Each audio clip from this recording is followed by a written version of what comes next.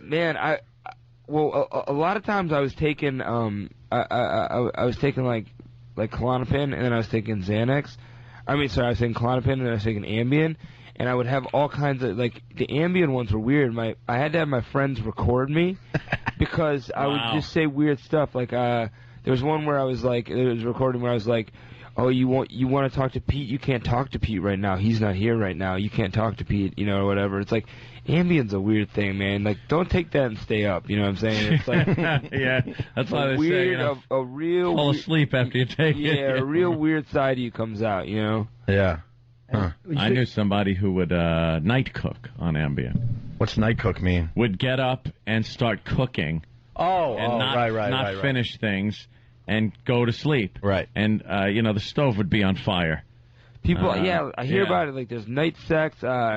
Jack Nicholson talks about how he woke up in his car, out just like out behind his house or whatever, and he was like, I'm not going to take that anymore, So. Now, when you said you were like trying to shut off the head, because I kind of been there at one point, so I definitely get that. Were you saying like, all right, I'm going to take X amount of things, and you took it, and what actually what was happening that night, or what stopped the process? Like, what stopped it? I was on the phone with my manager, and he heard me slurring my words, and at that point I didn't, drink at all, and it was like he knew something was going on, and I was being really weird or whatever, and he called my mom. Mom called me, and my mom, it's kind of like a lame whatever story, but like that's just how it happened. My mom picked me up and went to the hospital, and the rest is history, I guess. They pump your stomach?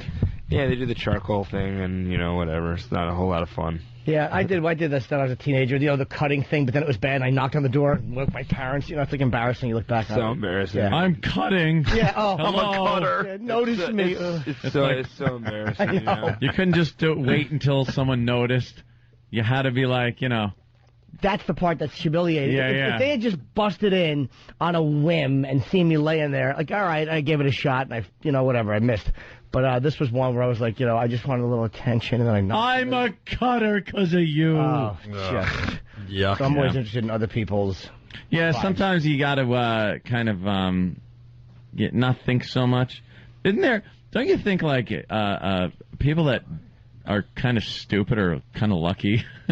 Totally. It's like I hate when you're sitting there and thinking too much. That's why I get goofed on a lot, because I leave the TV on at night and I fall asleep with something on, because I don't like just laying there with my own thoughts. Sometimes they run to nasty places. Yeah, me too. And it's like, it's bonkers, because it's like at that point it's like I feel like anxiety generalizes so fast. It's like I wasn't flying on airplanes, and then soon I didn't want to get in cars. I didn't want to get on elevators. Wow. You become agoraphobic. Yeah, it happens so fast, and it's like, I don't know. I think a lot more people go through it than, at some point in their life than the world would like to admit. And the funny thing about, I think about America is we want people to be happy all the time, and like, we never want people to be like, it's okay that you're down, you're feeling kind of crummy, let's get you feeling better, rather than just being like, put on a smile, what I'm saying? Like, figure out your life. Yeah, I went through some crap like that with anxiety for like a couple of years, and never understood it, where it came from, or what the hell, or like what it would do to you if you let it just go. You always think you're going to end up in a straitjacket, running around a padded room. And then I remember one day I was just so fed up with it. Did it just click off? No, I said to myself, okay, whatever is going to happen is going to happen. I'm going to rip my clothes off, run down the street, and end up in a mental institution. Go ahead. I don't care at this point. Right. And nothing happened. And then after that, it got better. Yeah, I literally could not, like, when our band was breaking, like, from under the cork tree, I could not get on an airplane. We drove everywhere. Wow. And everyone was like, it's going to end. One day it's just going to click off and you're going to be fine. And I swear to God, one day it just did. Did the rest of the band fly? Yeah. But some of them were nice guys and would ride with me, give me company. Right. Yeah, the first time I flew in years, and it was because of anxiety, was when we had to go out to L.A.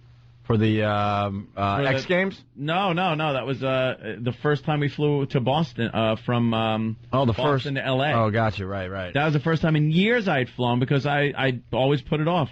I was petrified, And then I had to get on this plane because it was, a great gig. And you can't really drive cross country when you have to be there by Monday. That's why I drank a case of beer before I even walked on the airplane. Well, that explains a lot of things now. Oof. They cut them off on the plane.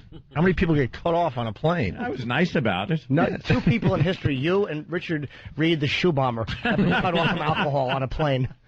I had a paralyzing fear of it, too. It's like I thought it was going to hurt my career. Like, 'cause I would not get on a plane. And I finally said, okay, I'll fly. I had to go to a festival in Denver. And we're halfway through the flight, and they're like, ladies and gentlemen, we have a problem with the fuel transfer. We're going to have to make an unscheduled landing in Chicago. So they're jettisoning fuel out the wings. And this is like when I finally muster up the courage to get on a plane. Yeah. And they have to shoot fuel out and then land. It was hard. It was hard. And the woman next to me was really old, and she had dumpster breath. I'll never forget the old lady with horrible breath sitting next to me. We're going to light the fuel so it looks cool. What? Yeah, those guys can handle it. They might as well make it look cool for everybody else. So you're married? I am. And you have a kid. It's almost like a normal life. Is it like is it changing the way you do business outside, or has it changed nothing? What do you mean as far as business? Just touring and the way you carry yourself in the career. I mean, aside from the obvious, you have to get less sleep. Yeah, I mean, I find myself going into dad mode. Like, we're playing shows and I see kids in the front row getting crushed, and I'm like, the dad in me wants to be like, hey, chill out, calm down a little bit. Yeah, That's which so is kind of odd, That is weird. It's weird. It's weird because it's like it flips on too. It's the most cliche thing. Everyone's like, you change. It does. You are gonna change. But I swear to God, it really is true. Yeah, my brother said that because he just had a kid, and he's like, yeah, when I gotta leave, go on a gig or something like that, he goes, she'll look at me and stuff, and I could kind of tell this thing is starting where it's like she kind of knows I'm going somewhere, and he goes, when it gets to the point where she's like, oh, do you have to go, Daddy? He goes, that's going to be a problem. Really? Yeah. This is my brother who didn't give a flying F about anything. Just to do his drugs. Yeah. Whatever. And then, boom, he has a kid, and I always call it falling asleep next to the bean pod in, Invasion of the Body Snatchers. Because it's like, no, I don't want to do this, I don't want to. And then you wake up, it was all fine. Please join us. Why didn't you? And then you're a dad, and everything revolves around your kid. Yeah, I'm not. You're living for someone else. It's strange. So I could, run off places and do whatever the hell I want. What? This might sound like a stupid Charlie Rose question. I'm curious because I'm not a parent. What one quality in yourself, or what part of your personality, would you really not want to pass on? I would definitely not want to pass on my. I think I have a big mouth. I tend to talk a lot, and I have a short fuse. I wouldn't want to pass on either of those. I'm also a short guy, so that's the physical trait I would not want to pass on. Mm-hmm. Are you one of those, like a lot of those little dudes? It's like Curly from Mice and Men, I think his name was. Those little dudes that just don't like big guys, that are always kind of make it up for the fact that they're Napoleon. Yeah, I'm not I don't have a Napoleon complex. I'm not always trying to fight people or anything like that. I size it up. I realize that I'm gonna get beat up, or whatever. But I at the same time I don't want my kid I want his life to be as normal as possible. I don't want him to have to grow up and have to hear oh, your dad's a D-bag for the rest of his life or whatever. So at some point I'm gonna have to become an un-D-bag on the internet somehow. Yeah. And the fact that they said that about Napoleon, somebody should have knocked the microphone into my teeth. What are you doing? I don't know. I just I had an insight. By the way, Napoleon. People say when you're in the arts, though, it's a lot easier because a lot of actors are of shorter stature. A lot of musicians. Look at Sully from Godsmack. I know. He's a short guy, but he carries himself no one's going to tell him he's short. Yeah. He learned how to box from an early age. Pete, you got a real busy day. I'm hearing you only have a few minutes left here, and we want to get some of this info out. Free Nokia show in Times Square today.